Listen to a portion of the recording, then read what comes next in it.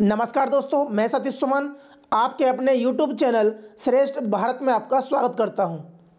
दोस्तों, जब भी हमारे सामने 1857 की क्रांति का जिक्र आता है तो हमारे मन में मंगल पांडे, लक्ष्मीबाई आदि का चित्र उभर कर आता है।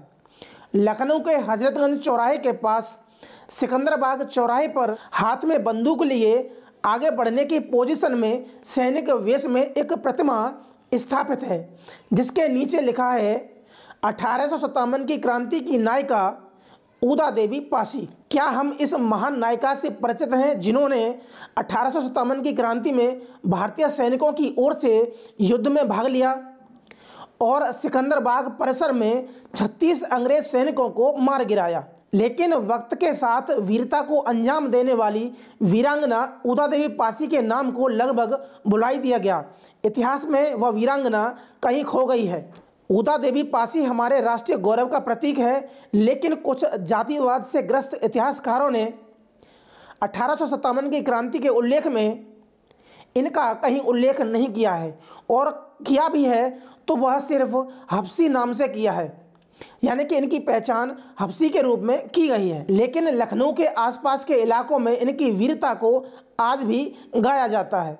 कोई हफ्सी कहता, कोई कहता नीच अछूत, अबला कोई उन्हें बतलाए, कोई कहता उनको मजबूत। तो आज की वीडियो में वीरांगना उदा देवी पासी की वीरता से आपको अवगत कराएंगे। तो जिन्होंने अभी तक हमारे चैनल को सब्सक्राइब नहीं किया है तो प्लीज़ चैनल को सब्सक्राइब कर लें। बगल में जो बेल आइकन है उसे भी क्लिक कर दें ताकि हमारी हर वीडियो का नोटिफिकेशन आप तक पहुंचता रहे। तो उदा देवी पासी का जन्म 30 जून 1830 को लखनऊ के उजरिया नामक गांव में एक दलित परिवार में हुआ। इनका विवाह नवाब वाजिद अली शाह की सेना के एक सैनिक मक्का पासी से हुआ, जो एक अच्छे खासे पहलवान भी थे। विवाह के बाद उदा देवी का नाम जगरानी पड़ जाता है, लेकिन इनकी प्रसिद्धि उदा देवी के नाम से ही होती है। अपने पति से प्रेरणा पाकर उदा देवी वाजिद अली शाह की सेना के महिला दस्ते में भर्ती हो जाती है। नवाब वाजिद अली शाह ने लखनऊ के सभी वर्गों के गरीब लोगों को नौकरी पाने का एक अवसर दिया। बाद में नवाब को अंग्रेजों द्वारा कोलकाता में निर्वासित कर दिया जाता है, जिसके कारण अवध की जनता में असंतोष व्याप्त हो गया।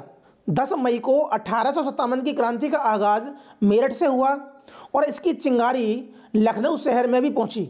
वाजिद अली शाह के बाद इस क्रांति का झंडा उनकी बेगम हजरत महल ने थामा, जिसके परिणाम स्वरूप लखनऊ के चिनहट के पास इस्माइलगंज गांव में 30 जून 1857 को इस क्रांति का आगाज अवध में हुआ। इसका नेतृत्व ईस्ट इंडिया के सेना के पूर्व सैन्य अधिकारी बरकत अली और मौलवी अहमदुल्ला शाह ने किया। इस विद्रोह की सूचना मिलते ही अंग्रेज अधिकारी हेनरी लॉरेंस अपने 700 सैनिकों के साथ इस्माइलगंज पहुंच जाता है। जून की गर्मी और चिलचिलाती धूप में अंग्रेजों और विद्रोहियों के मध्य भयंकर युद्ध हुआ और 2 ही घंटे में अंग्रेज सेना के पांव उखड़ने शुरू हो गए और वह रेजिडेंस की तरफ भागने लगी। कुछ सैनिक पानी से बेहाल थे और पानी पानी चिल्लाने लगे और वहीं ढेर हो जाते हैं। अवध की धरती पर अंग्रेजों को पहली बार हराने वाले इस युद्ध में मक्का पासी लड़ते लड़ते शहीद हो जाते हैं और बताया जाता है कि उदा देवी पासी ने उनकी चिता पर अंग्रेजों से बदला लेने की कसम खाई। इस्माइलगंज की हार से अंग्रेज बौखला जाते हैं। वह हर हालत में विद्रोहियों से बदला लेना चाहते थे। कुछ महीनों बाद अंग्रेज अधिकारियों को सूचना मिली कि 2000 विद्रोही सैनिक सिकंदराबाग में शरण लिए हुए हैं।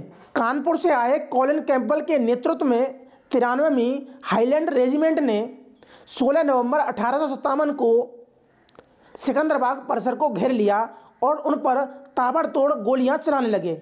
यह वो वक्त था जब सभी विद्रोही सैनिक आराम कर रहे थे या सो गए थे या असावधान थे। इन अंग्रेज सैनिकों में कैप्टन वायलस और डाउसन भी थे। विद्रोहियों को मरते देख उदा देवी पासी ने विद्रोही सेना की कमान संभाली और अपने दोनों हाथों में बंदूक लेकर बरगद के पेड़ पर चढ़ गई और अंग्रेजी सेना पर पेड़ के पत्तों से छुपकर गोली चलाने लगी। अपने सैनिकों को मरता देख अंग्रेज अधिकारी भी अचंभित थे कि आखिर ये गोली कहाँ से आ रही है। जब तक ऊदा देवी के पास में गोलियां बचीं तब तक एक भी अंग्रेज सिकंदराबाद परिसर में प्रवेश नहीं कर पाया। काफ़ी खोजने पर कैप्टन डाउस ने देखा कि एक पेड़ पर लाल वर्दी में सैनिक अंग्रेज कर्मचारियों पर गोली चला रहा है, तो उसने पेड़ की ओर रुख करके गोली चला दी। यह गोली सीधे ऊदा देवी पासी के लगी और गोली लगते ही वह नीचे गिर गई।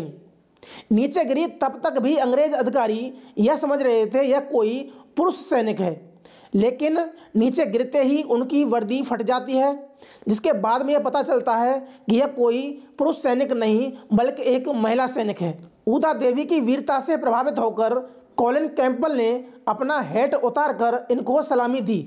इस बात से अंदाज़ा लगाया जा सकता है कि ऊदा देवी पासी कितनी बहादुरी से लड़ी होंगी कि दुश्मन दल का सेनापति भी उनको सलामी दे रहा है, और ऐसा उदाहरण पूरे भारतीय इतिहास में दूसरा नहीं मिलेगा। विदेशी इतिहासकारों और अंग्रेज अधिकारियों ने अपनी रिपोर्ट में लिखा था कि ऊदा देवी पासी नाम की एक गैर प्रमुख जाति की महिला, जिसने विद्रोह में भाग लेने के लिए पुरुषों के कपड़े पहन लिए, ऊदा देवी पासी के सम्मान में सिकंदराबाद चौराहे पर हाथ में बंदूक थामे सैनिक वेश में एक प्रतिमा स्थापित की गई, जिसके नीचे लिखा 1857 की क्रांति की नायिका ऊदा देवी पासी। 20 मार्च 1921 को ऊदा देवी के सम्मान में उत्तर प्रदेश सरकार ने पीएसी की ऊदा देवी के नाम से महिला बटालियन की स्थापना करने की घोषणा की। तो आज के लिए सिर्फ इतना ही, मिलते हैं हम अगली वीडियो में, तब तक के लिए नमस्कार।